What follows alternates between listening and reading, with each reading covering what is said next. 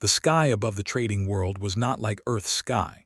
It was a slab of black stitched with points of cold light. On the surface of the world, a city of glass and steel burned like a slow fire. Flags of the Dominion hung from tall poles. They had ruled this region for many cycles. They had taken what they wanted and put the rest under strict law. The people in the city kept their heads down when soldiers walked by. They spoke only in low tones. They did not ask questions. Captain Laura Hayes stood at the edge of a wide plaza. Her uniform felt thin in the cold wind. Her hands were folded behind her. She watched a group of officers enter a long hall. The hall was where the meeting would happen. Laura had come alone with a small team. She had not brought guns to the meeting. That was not how she wanted to start a talk about prisoners. She was not from a noble family. She had grown up near water and learned to fix machines. Later, she had learned to lead people. Her voice was steady. Her face wore the map of many small losses and a few hard wins. She would not let fear change how she spoke. Today she would ask for mercy for men and women in cages. She would speak for citizens caught when war came. She hoped they would listen. Inside the hall, the leaders sat like stone. Their skin had a pale sheen like oil under light. Their eyes were long slits. They wore plates of metal. They made no sound at the start. The translators hummed and a slow voice began to speak. The of the sector said they had no time to return people. Earth was weak. Humanity had no right to ask. Laura took one slow breath and stepped forward. She spoke in the common trade tongue. Her words were made to be clear. She did not shout. She did not beg. She told of families torn apart. She told of small towns with empty kitchens. She asked simply for the release of prisoners. She offered to pay to trade to give access to knowledge.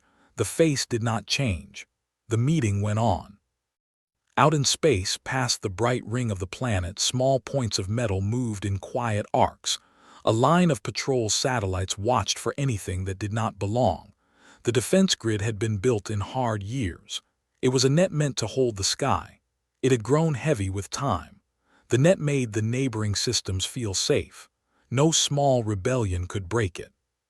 Far from the plaza, beneath the surface of the city, a cluster of listening posts hummed with data. People in the posts watched graphs and feeds. In one corner, Commander Brooks sat at a low console, had the tired look of a man who slept in bursts. His desk was a mess of charts and old coffee cups. He liked numbers more than small talk. He liked to find the pattern that others missed. On his screen, an odd shape blinked. The readouts were not like the usual blips. The pulse had a strange rhythm. It was not the sound of trade ships or mining rigs. The signature had a cold, steady cadence that made the air in the small room feel thin, frowned and ran the data through a filter. The filter matched no known engine types. Called over a tech, she came quick with a pad. "Look at this," he said. The tech peered at the screen and whispered, "It looks human." Was not sure how that name fit. He had seen human ships, but not like this. The signature felt familiar in a way he could not place. Word moved in networks the way wind moves in high plains. A simple ping could turn into a rumor in hours. The technicians in the posts compared notes. A loose voice in one channel asked if anyone had the old registry files from the project. For a moment the room fell quiet. There was a story told late at night. It was a ship that had gone missing long ago. There had been a secret. Few had seen its plans. Fewer still had known its crew. The plaza meeting continued. Laura kept her face calm. Across from her, a young officer leaned forward and laughed in the language of his people. The room tightened with the sound. The joke was cruel. Laura felt a pull under her ribs. She breathed out and kept speaking. She had to finish the list of names. The list was long. She had them written on a strip of thin paper that she kept in her pocket. Back at the listening post, the data grew stranger. The signal switched in tone as if trying to speak. The text tried to decode the pattern. They ran it through human language banks. The pattern fit a very old broadcast scheme used by a class of human ships from before the war. The system flagged the match as low confidence, but trusted his gut more than the flags. He called a long-range scan.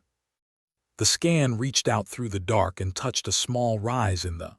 There, moving almost like a ghost, was a mass wrapped in stillness. The mass did not match any ship silhouette in the database. It had no long wings or familiar hull. It was like a shadow with shape. The scan could not get a clean read. It returned a fog of numbers. Across the sector, the antennas picked up the same fuzz. A captain on the other side of the planet whispered that the star charts were wrong. The scanners had never seen that signature near these routes. Men at the posts began to mutter. A rumor grew teeth and walked out of the posts into the night. Humans in the small colonies started to ask if the old ghost ships had come back. On Earth and on other human worlds, talk of the stirred old ghosts. Old sailors who had once stood on the decks of freight vessels pulled old logs from boxes. They had been part of a project that aimed to hide and move. It had been built with parts from different eras. It had been a dangerous dream. Some had said it sailed too far and never came back. Laura finished her opening remarks. She thanked the assembly and prepared to leave. The translators made soft noises as they worked. The guards at the hall doors watched the crowd. Nothing in the room showed panic. But outside, in the cold sky, the patrol satellites blinked as if an unseen hand had touched them. A small shiver went through the network that fed the city's systems. Streetlights blinked for a second. It was a small thing. The crowd did not notice. Commander watched the same graph lines 8 times in a row. He did not want to miss a step. He called for a patch to a remote listening array. The array was a relic with a name that made him smile, Beacon 3. Beacon 3 fit into the sky like an old bone. The operator there answered with a slow voice. He was a man who loved the sound of the sea more than talk of courts. He had a gentle laugh that came in on bad days. Beacon 3 turned its dish and sighed as numbers poured in. The view it sent back was raw and naked. The mass that had been a fog now showed a face in the static. The face was made of soft curves and hard lines. It had patterns that the brain liked and could not place, felt a chill. He tapped the screen and sent the image to Laura's ship and to Earth Command. He wrote the word, unknown. On the ship that carried Laura, the comm officer received the image and paused. He had seen combat pictures and wrecks. He had seen strange things, but not this. A brief hush moved through their small bridge. It was the kind of hush that came when people heard a tune they had not heard since childhood. The captain of Laura's escorts, Lieutenant Aaron Cole, looked toward the viewports. His face went pale. At the hall, the stood and announced a break. Silks moved as attendants shifted. The humans and their small crew moved into a side chamber. Laura folded her hands and let the words settle in her head. She felt the heat of the lamps. Her heart beat steady. People crowded the corridors. The talk in the hall turned to the strange signature. The rumor reached the market, then the pubs, and then the docks. Old stories came out of the corners of memory. People who had been children when the last sailed whispered about its strange lights. Families gathered in small rooms and watched the sky. Traders checked their cargo manifests and thought of parts. The entire city dipped its head, not in prayer but in attention. Word reached the War Council. In a room of stone and flame, a few high lords argued in hard voices. One said they should send a probe and crush whatever it was. Another said they should hold the world's shields and wait. Pride and fear pulled at both men. The said no action yet. He wanted a show of calm. Public calm could hide private fear. Kept the feed open. He sent more scans into the dark. The mass responded by shifting its shadow in a slow way. The instruments measured a very quiet expansion of energy, like the rip of a vast creature moving under the waves. The math did not match the range of known engines. It hinted at something else. The crew at Beacon 3 exchanged looks. Across the sector, a small station of human refugees monitored the same data. On the station, a young woman named Maria watched the lines. Maria had come from a world that had known too many invasions. She had a clear, plain way of speaking. She had worked in cargo bays before she took a job handling comms. She pressed her palm to the glass and thought of the people she had lost. When the image came through to the refugees, they turned down the volume and listened. They could feel the weight of the now. If the had returned, it would be a sign that the old world was not ended. It would stand like a hand across the table, telling others not to move the pieces. Yet the thought of it also made some of them fear what it would do. Power brings change, and not all change is gentle. Back in the hall, the break lengthened. Laura walked in a small circle with her team. She asked for news. Her aide told her about the odd blip on the net. Laura had heard the story as a child, late at night.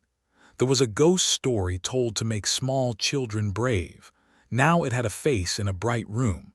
She kept her voice soft and asked to see the image. Sent the image link to Laura's ship.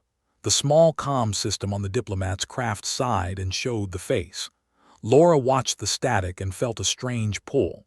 The face was not human and not like the. It looked like a ship that had been pieced from dreams. Her hand moved without thought to the paper in her pocket. She had names there that she had to save. Outside, the city's lights dimmed like a slow exhale. The satellites blinked again. The network picked up a small, almost musical tone that ran across the frequency spectrum. The tone was not language. It was a set of markers like flags in a pattern. The pattern fit no known code. It was elegant and old. Ran the tone through every library. He ran it through old logs and the secret caches that had been forgotten. His hands moved fast. His eyes moved faster. He sent the results to the small circle of people who still kept the story alive. One of them replied with a single line, "She is waking." When Laura heard that, she did not smile. She felt the word in her mouth and let it fall away. The word suggested something alive and old, something that slept and then opened its eyes after a long time. She thought of the prisoners in their cold cells. She thought of mothers and fathers who had not seen their children. Her jaw set. She would not let the moment slip into panic. The plaza outside filled with a hush that tasted like rain. People forgot to speak. A child pointed to the sky and tugged a parent's sleeve. The parent looked up and felt a small nudge in the bones. The star field there, behind clouds and light, made a point of brightness like a flare. It was not the reckless flares of fighters. It was slow and soft, and it felt deliberate. In the listening post, Beacon 3 adjusted its dish. The image sharpened. The mass that had been a fog bent light in a way that made the technicians scratch their heads. Shapes rolled beneath the surface of the scan like ridges on an animal's back. Hands went cold. He whispered, "It is not just a ship." The room held its breath. Across the city, a bell tower chimed. It was a small sound, but it broke the hush and let people move.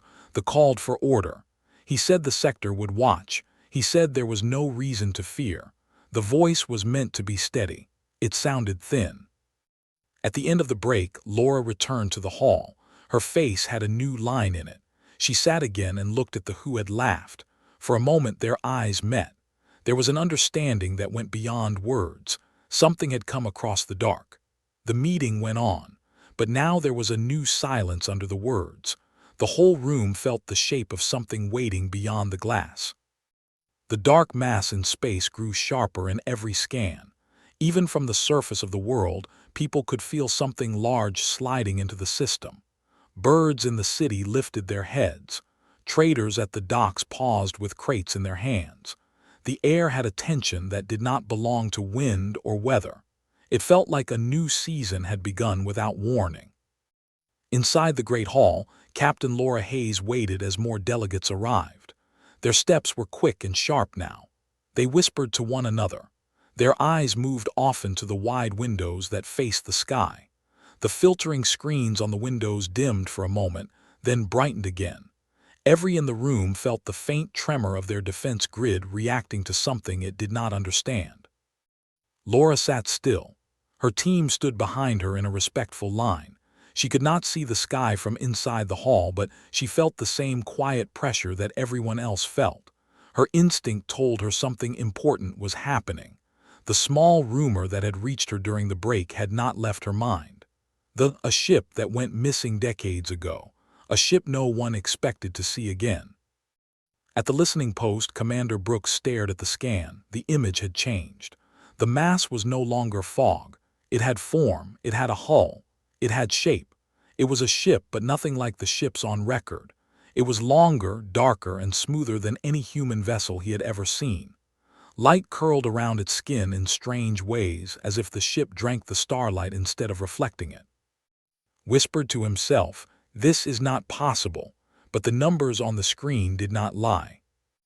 A technician standing behind him spoke in a soft voice. "Sir, the readings show a field breaking down. It's coming out of the dark." The technician pointed to a line of data rising in a slow climb. Felt his pulse rise. He pressed a button on the console. His voice reached every human ship and outpost in the sector. "All stations, prepare for visual confirmation. Unknown vessel is emerging from cloak." His tone was calm, but inside he felt the weight of history pressing on his chest. In the sky above the city, a ripple appeared. It was faint at first, as if someone had brushed the air. Then the ripple grew. It widened into a shimmer, and behind the shimmer came a shape so large that the light around it bent. People in the plaza gasped. A mother pulled her child close. Traders dropped crates. Soldiers reached for their weapons. The shimmer lifted like a curtain, and out of that curtain came a giant ship. It did not arrive with sound. It arrived with silence, a heavy silence that filled every empty corner of the city. The ship was massive, much larger than the defense cruisers that guarded the planet. Its hull was black-gray with lines of soft silver running along its length. The surface looked smooth, but every now and then a faint glow moved under it, as if something alive flowed through the metal. The ship had no markings. There were no flags, no symbols, no name. But every human looking at it felt something in their heart, a memory, a story, a hope. "It's human," whispered. "It has to be." The defense grid activated at once. Red rings lit up across the sky. Energy cannons aimed at the unknown vessel. Alarms filled the city with a steady hum. Commanders spoke fast orders in their harsh tongue. But the giant ship did not move. It simply hovered above the city, calm and silent. Back inside the hall, the of the sector received a report. His pale face shifted. His voice, once strong and proud, grew thin. "The unknown ship is above us. Our grid shows no sign it can breach its shields. We do not know what it wants." Laura Hayes heard the words and felt a chill. She stood from her seat.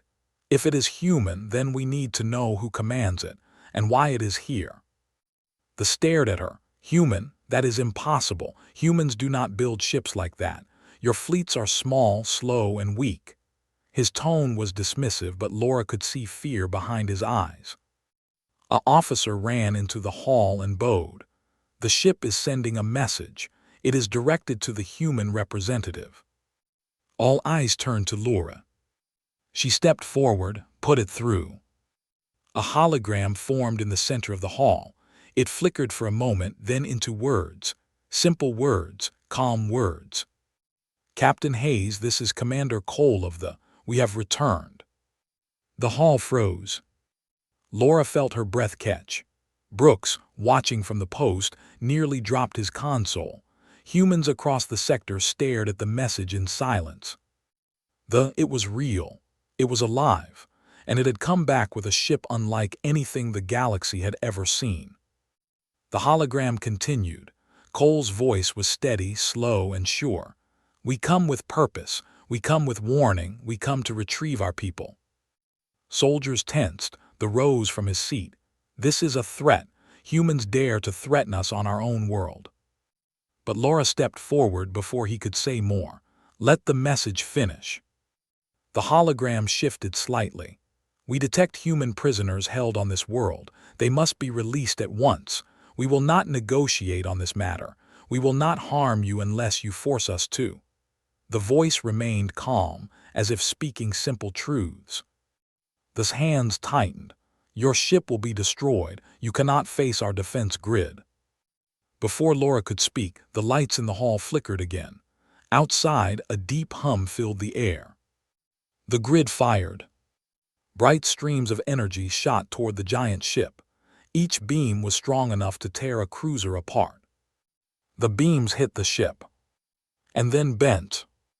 They bent like soft ribbons around the hull and vanished into the air like smoke. The entire city stared in disbelief. The mighty grid had done nothing.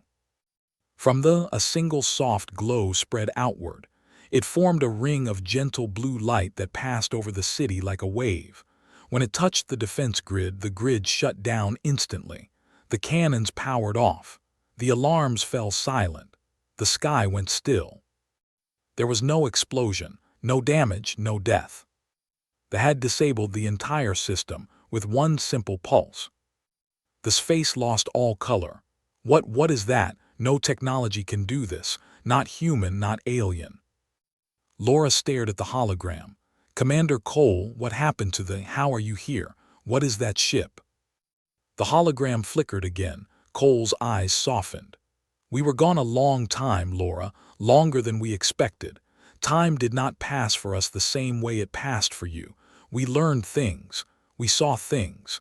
And we came back able to do things humanity has never done before. The hall filled with whispers. Even officers leaned forward to listen. Cole continued, we are not here for conquest. We want only our people returned. This is the only warning they will receive. Do not force us to act again. The message ended.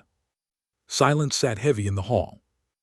Laura stepped back, steadying herself. She looked at release the prisoners, you see the truth. You cannot fight that ship. No one can. The jaw tightened. His pride fought against his fear. He was a leader used to winning, used to crushing smaller worlds, used to seeing humans as weak. But the truth was now in the sky, hanging above them like a silent mountain. Brooks spoke through the hall's comlink. His voice was urgent. Captain Hayes, more data coming in. This energy output is off every chart. We cannot match anything we're seeing. It's like the laws of physics bend around the ship. It's not just advanced. It's beyond what we know. Laura nodded slowly. Commander, keep watching. I need every detail. Outside, the shifted slightly, turning its long silhouette across the horizon.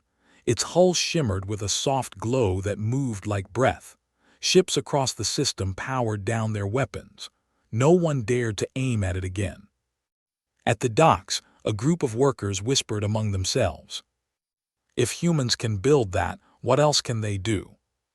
Maybe they did not build it. Maybe it changed while it was gone. What if they came back for more than prisoners? A child pointed at the edges of the ship where soft lines of blue light pulsed. It looks alive. On the refuge station, Maria watched this image through the large window screen.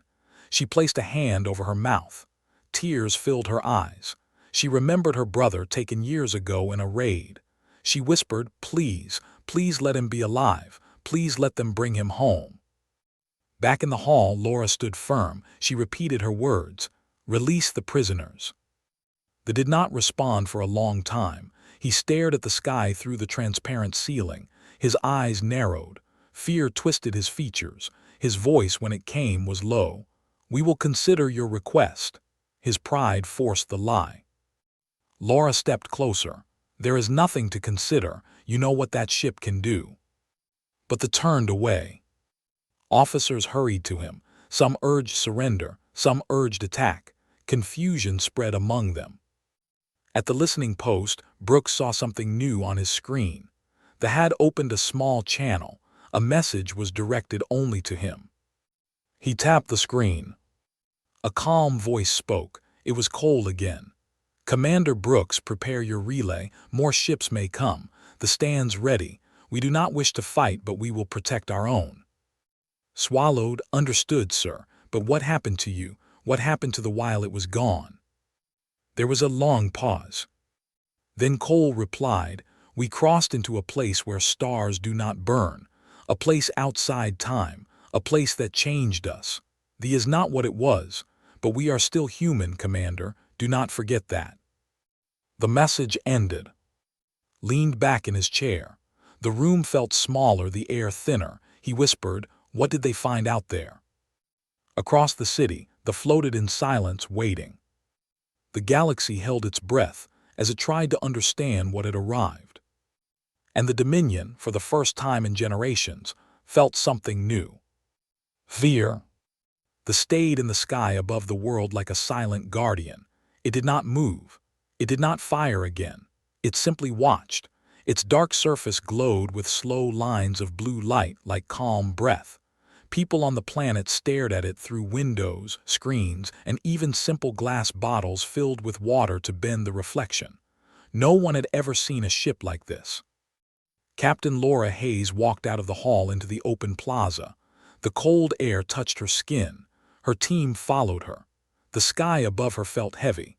The presence of the made even normal sounds feel distant. She could feel the eyes of the soldiers on her back, but she ignored them. Her mind was on the message she had heard. Cold alive. She had known him once.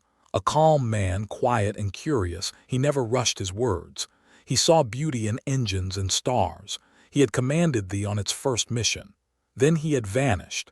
Everyone had assumed he and his crew had died, but now his voice had returned from the dark, changed but still human. Laura touched her wrist communicator. "Do you copy?" Her voice was steady. Commander Brooks answered at once. "I hear you, Captain. The is stable. No changes in movement, but energy readings keep rising and falling in waves, like the ship is breathing." Laura nodded to herself. "Keep watching. Let me know if anything shifts." A sound behind her made her turn. An officer stepped forward. He held a glowing tablet. His voice shook with anger or fear. It was hard to tell. "The wishes to speak with you, now." Laura followed him back inside the hall. They stood at the center of the room, surrounded by advisors with wide eyes and tense bodies. They spoke in their harsh language, but Laura could feel the pressure in the room. They looked at her. "This ship of yours, it is impossible. Human technology cannot do this." Laura met his stare. "It is here, that is what matters." "We will not release the prisoners," they said sharply. "If we do, we show weakness. The entire Dominion will question our rule." Laura stepped closer. "If you refuse, you risk war with a ship you cannot fight, a ship that could destroy your entire grid without harming a single soul. Why risk that?" This jaw tightened. "Because fear cannot be allowed to rule us." Before Laura could reply, the floor vibrated with a soft hum. A hologram formed in the center of the hall. Cole's calm voice filled the space. "Dominion, you have 1 hour to release the human prisoners. If you refuse, we will take them by force. We do not want to harm you. Do not make us." The hologram faded. The face twisted. "You see, this is a threat. Humans come demanding obedience." Laura shook her head. "They come demanding justice." They turned away, but Laura saw the fear buried under his anger. She stepped back and breathed out slowly. She knew this was only the beginning. Far from the hall, in a quiet sector of the planet, a group of warlords gathered around a large round table. They were not like They did not want negotiation. They wanted control. One warlord struck the table with his hand. "We cannot let humans grow bold. We must crush them now. We must show the galaxy that power cannot be challenged." Another warlord shook his head. "That ship is not normal. It bends our weapons like water. Even our strongest cannons failed." "There is an option," a third warlord said quietly. "The old weapon, the relic in the mountain vault, the one from the age before our Dominion." The others turned to him.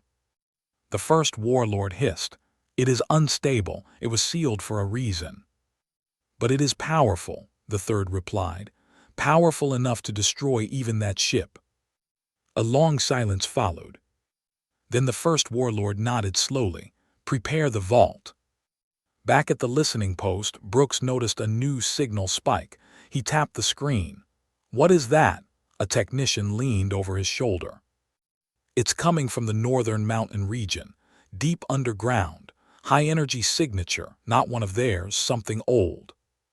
Frowned, "Send it to Captain Hayes." And They received the message at once. On its dark bridge, Cole stood with hands behind his back. His crew moved like shadows, calm and silent. They did not speak unless needed. Their eyes had a faint glow, subtle but there. A young officer approached Cole. "Commander, they have activated something in the mountains. It's large, very old. Energy buildup is rising fast." Cole's expression did not change, but the air on the bridge grew heavier. "Prepare countermeasures," he said softly. "We may be tested." The officer nodded and moved quickly. Cole looked at the stars outside the window. He whispered to himself, "We came back to protect, not destroy. Do not make us fight you."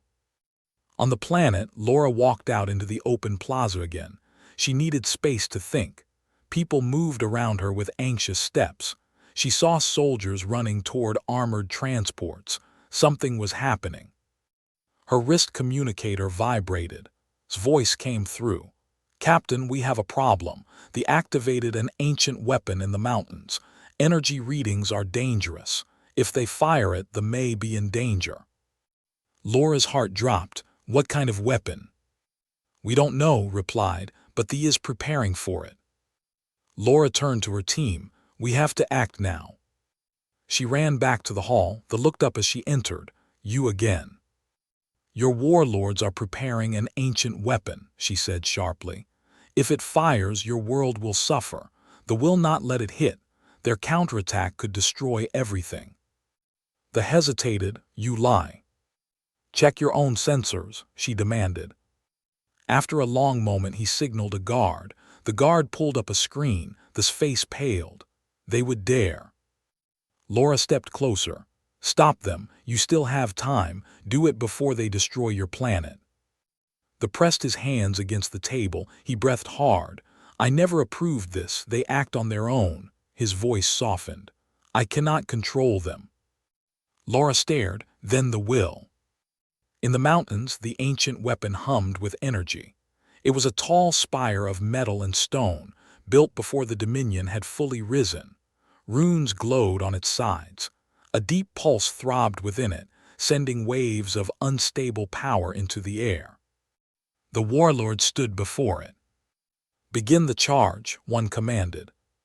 A technician pulled a lever. Energy surged. The mountain shook. But before the weapon could fire, the sky above the mountain flashed. A beam of soft blue light fell from It did not explode. It did not burn. It wrapped around the weapon like a glowing hand. The weapon froze. Energy sputtered. Sparks flew. The warlord stepped back in shock. The blue light tightened. The weapon broke into dust.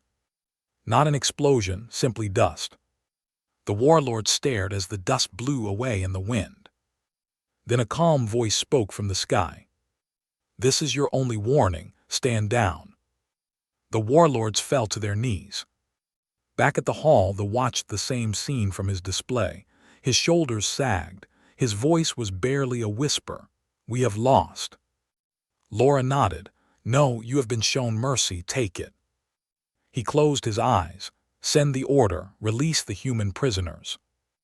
Laura felt relief wash over her. She stepped back and breathed deeply. Across the planet, gates opened. Cells unlocked.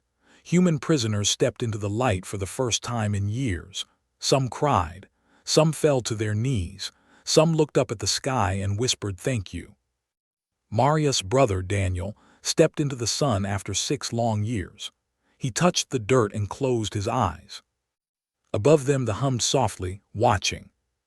Cole's voice came through every speaker across the system. "We came back not for war, but for our people. Humanity stands united. We will protect every life, human or not, that seeks peace." Across the galaxy, aliens listened. Some in fear. Some in hope. Some in awe. They had returned. And nothing would be the same again. Across the galaxy, news traveled faster than ships. Every world with a screen or a radio heard the message. They had returned. A human ship had stopped a weapon with no violence. A human commander had demanded the release of prisoners and won without war. For some, this news brought hope. For others, fear. On the High Council met in a tall tower of dark stone. The room was silent except for the soft hum of lights. Dozens of leaders stood around a long table. Their faces were tense. Their eyes were sharp. One council member slammed his hand down. The Dominion cannot fall because of one ship. Call every fleet. Call every soldier. We must destroy them before the galaxy sees us as weak. His voice echoed across the chamber. Another member shook his head. But our weapons did nothing. Our strongest beams bent like threads around that ship. How can we fight it? A third member hissed. If we do nothing, our enemies will rise against us. The galaxy will unite under humans. This is more dangerous than any war. It shows humans can become something far beyond our power. The room argued. Voices grew louder. Pride fought against fear. The council leader finally raised his hand for silence. We will send the Grand Fleet, he said. Every warship we have, we will crush them with numbers. Not one ship, not even one like that, can face thousands. The council agreed. The order went out. Massive carriers lifted from the ground. Battle cruisers left their docks. Long lines of destroyers formed wings across space. The largest armada that had ever launched rose into the sky. And it set a course for On the planet where the hovered, freed prisoners were gathering near the landing fields. Many were weak and thin. Some cried openly. Some held hands. All looked up at the great ship with awe. Daniel stood with his sister Maria. He had been gone 6 years. His eyes were tired but bright.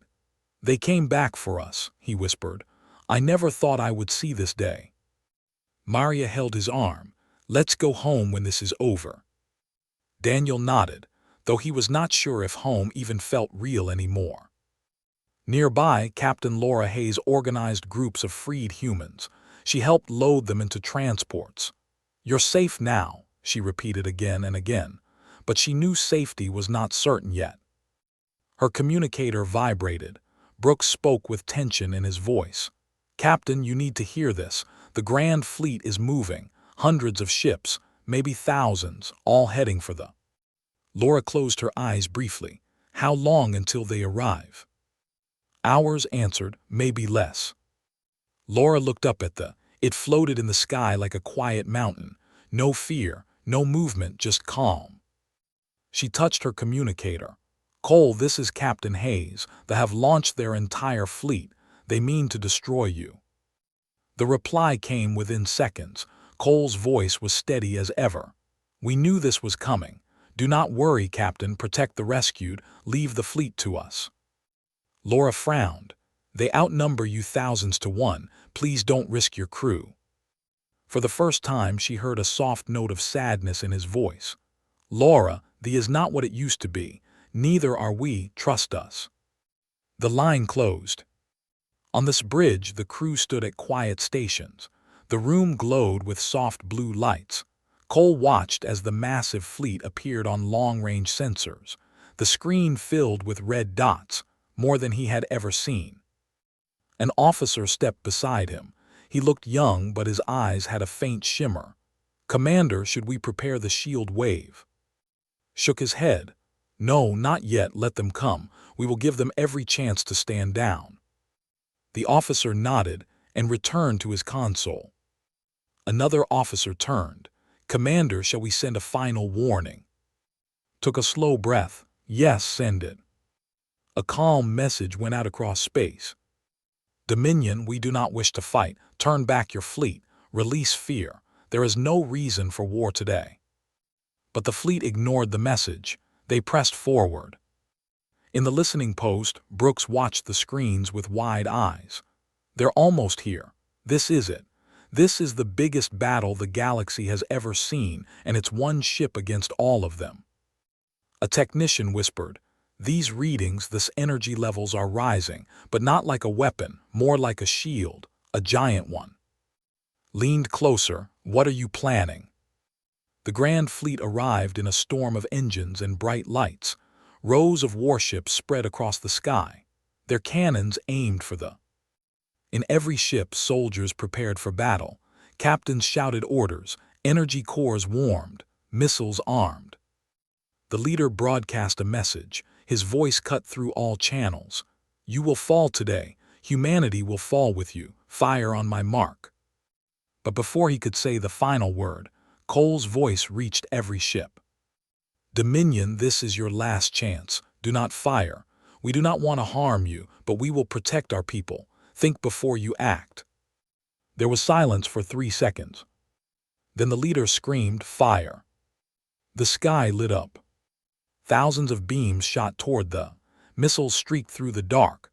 Waves of energy tore through space. Every weapon hit the and vanished. A soft ripple spread across the surface, like a pebble dropped into water. The ship remained unharmed. A calm blue light expanded outward, slow, gentle, unstoppable. It touched the first row of ships. Their weapons shut down, their engines stopped, their shields dropped. The crews panicked. "What's happening? We're losing control, systems offline." The wave continued, not destroying, only disabling. Ship after ship fell silent. The leader shouted in disbelief, "This is impossible. Nothing can shut down our entire fleet." Cole finally spoke again. "War does not make us stronger, mercy does." As the wave finished, the entire fleet floated powerless in the sky. Not one ship was harmed. Not one life was lost. They hovered calmly. The galaxy watched in silence. On the planet, Laura Hayes looked up at the sky with tears in her eyes. They did it. They really did it. Maria held her brother as people cheered around them. "Humanity is safe," she whispered. Daniel nodded, "and the galaxy will never be the same." On this bridge, Cole closed his eyes. "Prepare communication with the High Council. It is time to end this." Minutes later, a hologram of the council appeared before him. Their faces were pale with shock. Spoke gently. "There is no reason to continue fighting. The prisoners are free. Your fleet is safe. Now let us choose peace." The council leader bowed his head. It was the first time in history that such a gesture was made to a human. "We surrender." Nodded. "Good. Let us build something better." Days later on Earth, a ceremony was held. Cole stood with Captain Laura Hayes and Brooks. Maria and Daniel were there as well. Their world had changed, but they had hope. They hovered above Earth as a symbol of strength, not fear. Leaders from many worlds arrived to speak with humanity. Some came seeking protection. Some came seeking cooperation. Some came simply to understand what the truly was. Laura stood at side. "So what happens now?" she asked. Looked at the stars above. "Now the galaxy knows humanity will not be pushed aside. We will not be silenced. We will stand with those who seek peace. And if darkness rises again, the will rise with it." Laura smiled softly. "You sound like a leader of worlds." Shook his head. "No, just a man doing what he must, like all of us." The stars shimmered in the sky. They glowed with its strange blue light, a quiet promise. Humanity had been underestimated. The galaxy had made a fatal mistake. And now it understood the truth. Humanity would shape the future. Not with fear, but with